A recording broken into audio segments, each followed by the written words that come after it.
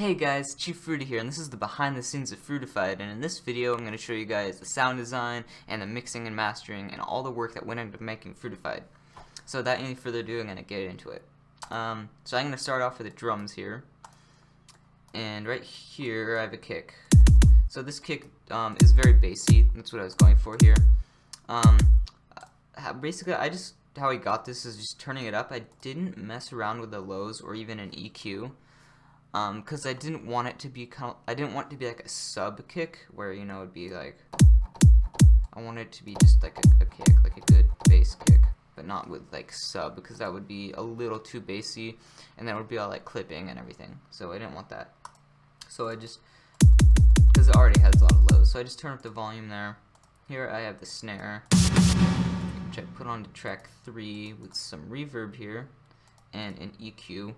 And a good little tip is actually boost a little bit of the lows on your snare. It does make it sound pretty well to have those lows in there as opposed to this. So it just gives it like a little more body. So I like to add in some lows on the snare drums. And then here I have a bigger snare for the extreme snares, where I only add a little bit of reverb. I could have added in some EQ, which I think now I would have liked to have a little more like this as opposed to this, just to liven it up a little bit. But you can see where all the harmonics are playing, that's about where you would EQ it anyway, so they don't need to be boosted that much. So yeah, it's pretty well EQ'd already. And then I have a closed hat and an open hat. And these, I didn't put any effects on them, I just routed them directly onto the mixer tracks. So there's no effects on there. I just turned them up and put them on the mixer. And then here I have a clap. So with this clap, I actually did not end up using in a song, as well as this ride here and tom. But I still put them in here. And I just like to do that, like when I'm starting a song, just to build the entire drum kit, just so I have options available. So yeah, that's just what I like to do there. And then here I have this crash, which is just a standard broken crash. I didn't put any effects onto it. So that's it for the drums. Pretty simple for the drums. I didn't get too complicated in there, like with EQ, as that's what I mean. But the samples I got were already pretty good, so I didn't really have to EQ them. So now, I'll start by showing you this, which actually started out as a sub bass. That is why it's called a sub bass. I didn't rename it to this little, like this, so just, I'll let you hear it.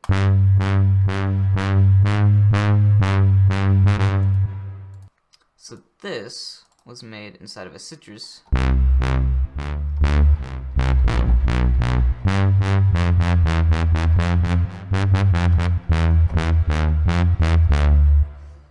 So this is pretty much just a filter working on a sub bass. That's basically what's happening.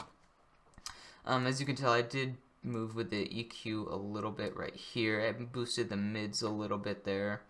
And I messed with some parametric settings on the highs and lows, but I didn't end up moving these around, so that didn't really matter.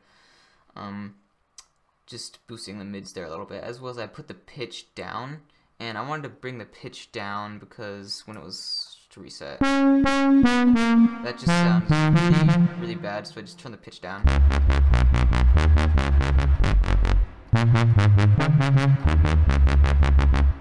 So as turning the pitch down, I could have just brought it down an octave, but it's just a little easier when you're doing the sound design just to turn down the pitch rather than the notes. So that's just how I did that. And then here I have the operator, which has a frequency of 0.7 in the frequency tab, and I have a mode just a modulation envelope here. This is what's giving it this. So if I were to disable this, it just sounds like this, and with it enabled,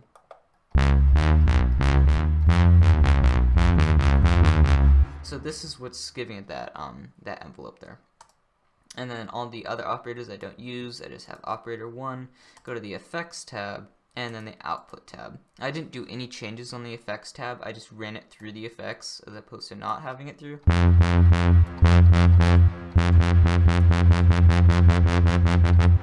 has already some voices and a little bit of reverb already set into it, so I didn't make any changes, I just put it in there. And then I have it going through both all 3 filters, whereas it has a high pass, 2 high passes, and then the sine pass. So it's going through those, and the sine pass is on all low, so it's entirely low, just really boosting out that low section of the synth there. And I put this onto track 14, where I have an EQ here, boosting a little bit of lows, and some reverb. So that is a pretty simple synth, as you can tell. So pretty simple synth, but it still has a pretty interesting sound. And I layer that with this.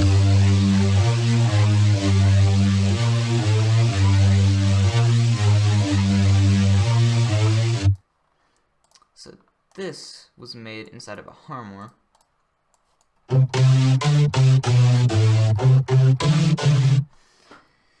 And in this synth, I boost up the unison all the way up to 9 voices, as opposed to 0 voices. It's 9 voices to kind of chop it up a little bit. It also compressed it a little bit, and it made it sound more paddy, which is really what I was going for, like a pad bass line with this. So I put the pitch all the way down here, and then really just the unison, the pitch. Part B, I didn't, doesn't look like I did anything in part B, but I was messing around with this prism amount here, where it would sound like this.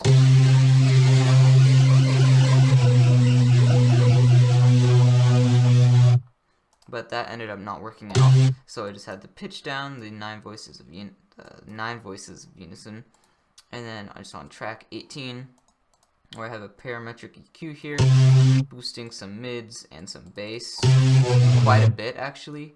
The high frequencies didn't really need to be boosted because that just makes it sound really weird since I was going for kind of like a bassline pad. That's why I boosted the mid, because this is where a lot of the paddiness is, and then the bassline I wanted is from the bass. And then I put it into a Vocodex here, where I have some SG, some wetness. I didn't mess with the band values because those were pretty good where they were. I did mess with the gender type and this little automation tab where, oh no, I didn't. It's 100 by default. For some reason I thought it was like 50% by default. Okay, it's 100, so I didn't mess with that at all then. And then I kept it at 47 bands distribution, because that's a good number right there. It's like if you look it up too much or down too little, it kind of messed with it, and I wanted to keep it like kind of an even tone where 47 bands has.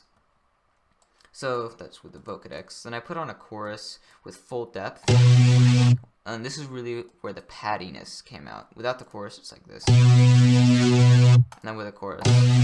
So really, it's just a depth and full depth and delay. That's really all I did in the chorus. And I have another EQ boosting some more bass, because up here it just wasn't enough, you know. So I'm just boosting a lot of bass, some mid frequencies, vocoder, and chorus on top of a saw wave with unison and pitch decreased. So that's what's really happening there. It's kind of like a even pad and bassline synth. What else do I have in here? I have noise, which really is not too interesting. Just GMS with the noise from 0 to 100 with the filter clip, which is actually in GMS right here, filter cutoff. And for the noise, actually a good tip with noise would actually be to boost some high frequencies. I didn't do that here because I wasn't really as experimental when I was making Wreckage, but as opposed to this,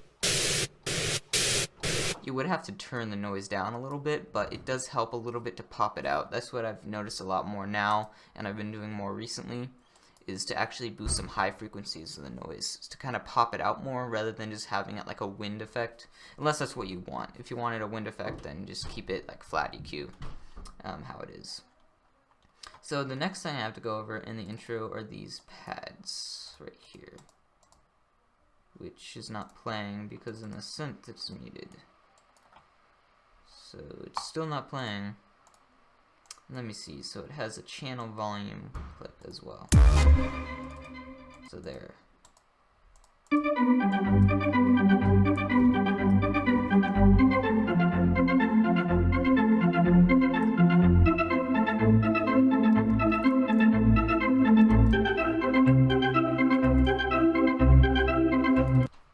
this was that over affected preset that is right here. I use this preset, but it sounds a lot different than the original one because I made some changes to it because I really liked the original preset, but it had a lot of phase. So I took out the phaser and I kept the delay. I like the delay in there. It has 6 voices of unison, full harmonizers.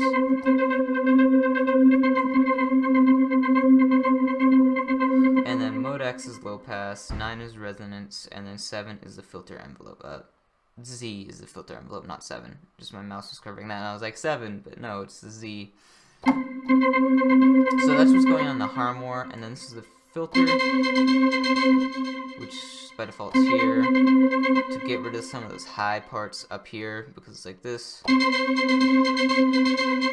Like that's like a really filled sound, and since this is the pads, I wanted to cut some of that out.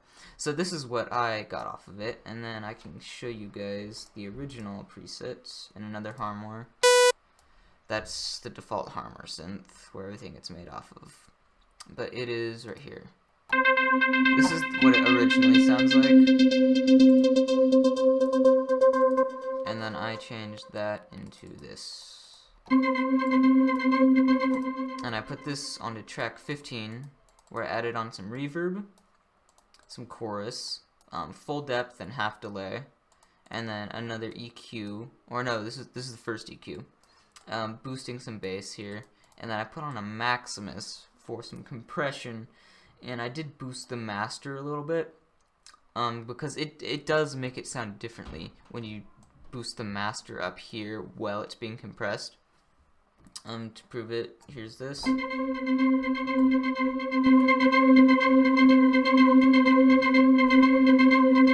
So what it's doing is it is essentially... Oh, it just went away. Oh, it's paused.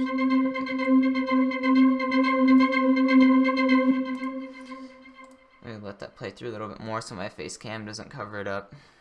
But what it's essentially doing is before the master's boosted, it's getting the signal exactly like it is, except for this slight compression you can see in here. It's a little bit of purple. I don't know if you can see it, depends on what you're watching on, but there's a slight compression in here. And then over here, the compression increases a lot, but it gets louder, and that is because it is boosting the volume with also increasing the compression at the same time.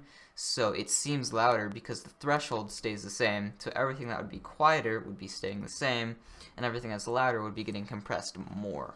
So it is using the compressor to really even everything out, essentially, instead of everything being all like it is here. Like here it's really low, here it's low, here it's high, here it's high, and then it kind of, like it gets lower here, but this is the same point that it would be right here. So it boosted it up a little bit more because the master was boosted. And then it's running the same compression that it is over here, but over everything while it's being boosted. If that makes sense. I did explain that kind of a little weird, but yeah, it's just running the compressor over it. So that's basically what I have in the Maximus there, because I wanted to give it more of an even tone instead of all this like crooked and cattywampus stuff. So that's what I did there. Let's see, here I have these chords that play every so often. Just in here. And I like to use this chord a lot. I just add a little bit of prism, some harmonizers, some unison, decrease the pitch a little bit, which actually I wish I did not do now. Now I would suggest actually just dropping it down a low octave so you could keep it in key. But then for some reason I didn't really know that if you drop the pitch, it gets out of key. So yeah. So that's what I suggest now, just like drop this down, like down to like the lower octave, and then just keep the pitch either 100%, 50%, or 0. Otherwise it would get out of key. So yeah. And then this goes on to 13, where I have a reverb, adding on some reverb there. And then so far, everything else I've shown you. Here for the rise, I have the chords playing triplet. Oh, I forgot to show you. Oh wait, no, never mind. I thought I forgot to show you the effects on it, because it kind of sounds like a Vocodex on there when I just heard it. But I think that might just be like the prism with the unison. It just kind of just sounds like a vocoder. Or maybe I've just been listening to a lot of Vocodex and stuff, and then been thinking that it's on there. But it's not. So, here I have the kick build up here to the rise, which is pretty simple. And then here I have it get off time when the vocal plays, which is something that I do like, that I played that. So there's that. I showed you the chords. I can show you this bass right here. So this is the main bass. It's playing in the drop. So it's running a scale pretty much, except it's not the G major scale exactly, because the G major scale would be more like this, one like that. I just wanted just to play every single note, kind of to give it like a trappy feel, because that's kind of how trap is, you know, it'd be like a note, and then instead of taking like a whole step, it just takes half steps. It's basically how it is. So I wanted to get the same feel in here, but just doing half steps for everything, except for right here. This would be a whole yeah, that would be a half step. So it's just all half steps going through. And I made this inside of a citrus, and this was the same bass I used in Violence in as in here. But I can go over it really quickly, but I won't do the whole thing, because if you do want to see it, you can go to Violence behind the scenes where I show you the whole thing in there. But I'll just go through it really quickly. So I have these, see, a triangle wave here, a sine wave, a triangle wave again, triangle wave, rectangle wave, and a rectangle wave, at increasing pitch frequencies from 2 to 2, 32, 32, 64, and 64, at increasing values over here in the matrix. And then that's how I make the synth. And then to get the cutoff effect, I go to mode X here, and then this would be representing 0, and this would be representing 100. So then this would be representing 0 here and 100 up here. Ooh, that's a really high octave. And I know that sounds really messy, but that's just because of the track it's on. So without the track,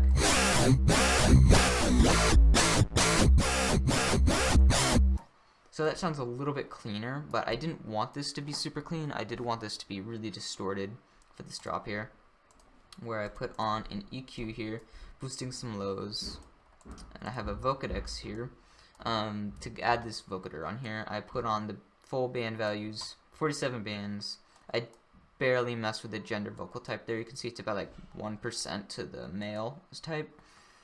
And then here I have full SG and full wetness. And then I have this effector running distortion at 100%, and it is going through 100% distortion. So this is what really gets it crazy. And then I ran a limiter on it, which is to kind of balance out the distortion, because I wanted to have the effect of having full distortion. Because if you actually played 50% distortion without a limiter and just play it right like that, it wouldn't sound as distorted, but it would be the same volume level.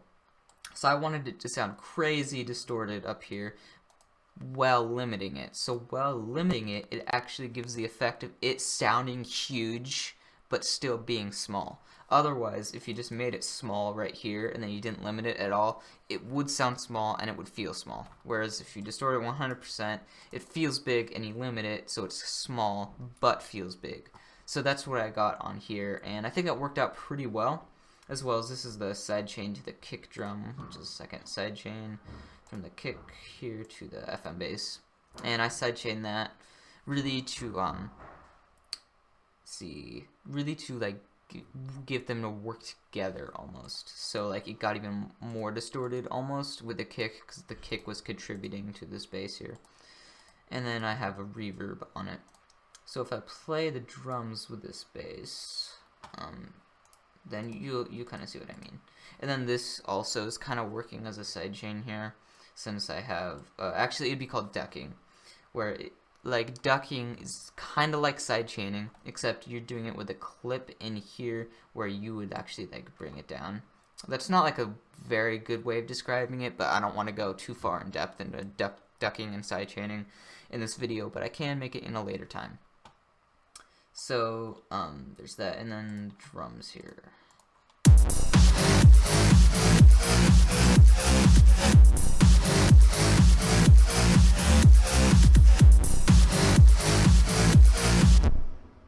So as you can tell, every time the kick played, this bass actually cut out completely, and that's because I limited it rather than actually compressing it. Like I didn't compress it like this. I actually just did full-on limiting, so it actually cut it out completely. And I did that because it was so distorted. I wanted it to be completely gone so you could hear the kick since it's so distorted. So that's why I did that. And then this is actually the clip for the sidechain here. And then I have it 0 on here because I didn't want the kick to be distorted on all the other times. And then I have a sub bass going through here.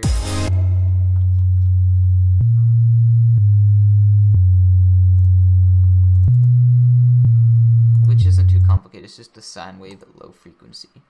But a tip to get your sub basses to pop out more, which I didn't use this tip in here, but it's something I learned recently, would actually be turn up your sub bass more by turning up the lows rather than volume. And why I say that is because then if someone's listening to it on, let's say like the speaker on their phone, then if it's like this, they could possibly hear it. And you may not want that, because if you're listening to it on your phone, you wouldn't really expect for sub, and then you wouldn't really want that. But if you're listening to it on a good speaker, you would want a lot of bass and not really the high frequencies. So I would actually suggest having the sub maybe down here and turn up the lows right here. So it's lower volume, but it has mass with the lows. So then if someone's listening to it on a bass boost, then they would really hear the mass and not necessarily volume. So that's just a tip there. Do with it what you will. Back to the behind the scenes here for Fruitified. So here I have, this is a layer that's going on top of the FM bass, which is one layer here. Here it's actually playing 3 octaves at once, and this is what it sounds like.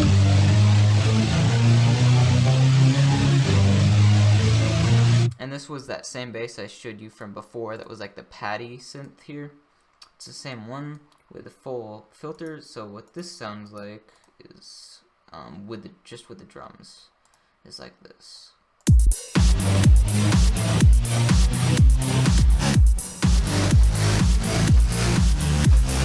can turn down this.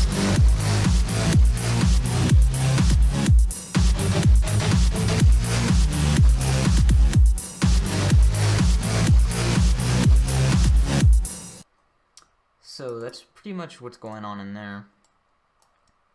So it's not like super complicated. Just those 2 layers going on, and then this is the same synth I already showed you, so I won't go over that again. And then I have the chords on every one here.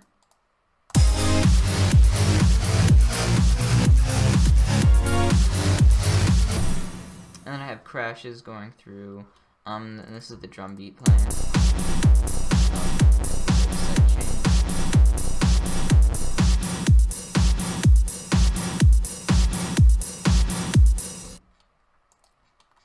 And then it goes to a second drop, which I call drop B, where it plays the same pattern from the beginning with this FM synth. Oh, I just got a text. Let me see. Oh, okay, that can wait.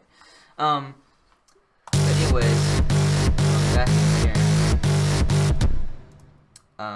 It's on the FM bass here. So the FM bass is going with the layer that is with this.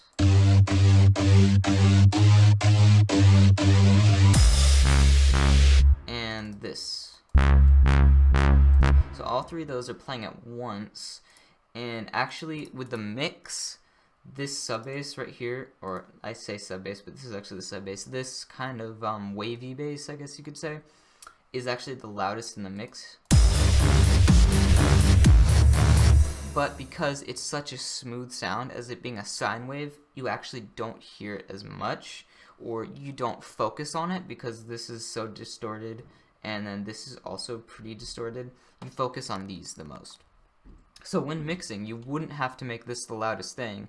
When mixing, you have to think about like what will people focus on the most. So people would focus on this more, so you can actually make it a little bit quieter because it doesn't have to be all loud. So you can still hear this to have atmosphere of this being there, but without it like everything being in your face, kind of thing. So it's just playing the same thing, and then it breaks right here for this chord. So that's what it's doing there. And then here I have this little cooldown where I fade in this bass line. So I think this will be the last sound design to show you. And this bass line was actually the last thing I added into the track. That's really low. So with this bass line, I added on some harmonizers, and having these harmonizers on here actually was really interesting because like harmonizers on a bass, you know, it made it sound like this was really wet and watery, which I really like that. But this, it fit Fruitified better with having a harmonizer on. Without the harmonizer, it sounds like this, which I think standing alone, I'd like this better. But in the context of Fruitified, you kind of need the harmonizers because that's like Fruitified. It just fit in a lot better with having this. And I turned down the pitch here, and then I put it onto track 12, where I did most of the effects in here. I have a heavy vocodex on here with wetness, SG, some band values, the band gain multiplier right here on full, and then I messed with this. So I turned this all the way up, and this is the harmonizing tab. Yeah. So I put that on up, and then I have some EQ here, boosting the lows and the highs. A Maximus here, running some compression, a fruity chorus, giving it some chorus with some delay, depth, and all the feel stuff there. A reverb, and another Maximus. I actually ended up having two. I don't know why I did that. The master has less of a post than everything else in this one, but in this one, it has the same thing. So that might actually be a default effect to have the post that low. I'm actually really curious now, so I'm gonna look. Whoa. Where is the Maximus? Just like when you need to find something. Well, I don't need to find it, but just like, oh, here it is. Okay, oh, so that is a setting I did, so it is by default right there. That's what I thought. Oh, now I want to get rid of it. Oh my gosh. Replace with default. Okay, well, I'll deal with that later. Because when I, after doing the BTS, I don't save changes to the project, so I could just totally wreck it and it'd be fine. Plus, I have like 5 other backups on other places on my computer and remote drive. Because this is something I don't want to remove or get deleted. So in the verse here, it's just playing now the bass line, this wavy bass, the sub bass, the pads, this kind of pad bass line thing. And that's all it's doing, just in the verse here. And then for the second section, I added in these chords. And they're actually playing triplets still, but there's a much bigger gap in between them. But they are playing triplets as it being here, here, and then here. Just there's a much bigger gap in between the triplets. But still, they're stretching the triplets over two bars of music. And then the drum beat I have here with this, I'll just isolate this.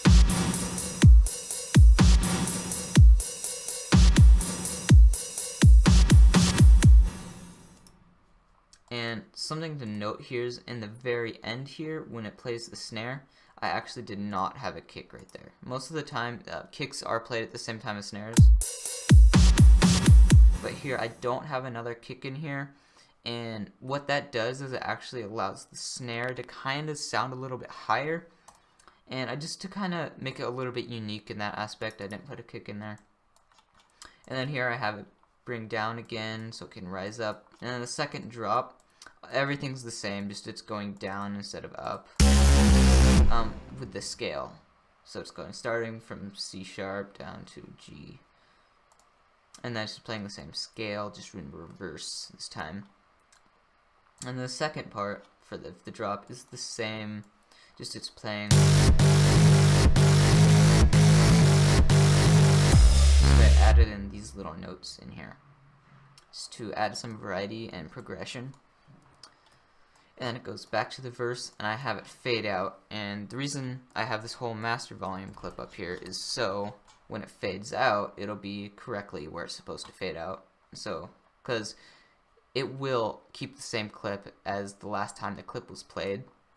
So if you played through the whole song, and then it brought down to 0, and then you rendered it from there, the whole master volume would be 0, and then you'd waste your time rendering it. So I'd like to keep clips, like say for like the example here is like this clip it's being used here, but I have it 0 everywhere else it's not being used, so it won't spring back up to 100 or 50 in this case, so to say.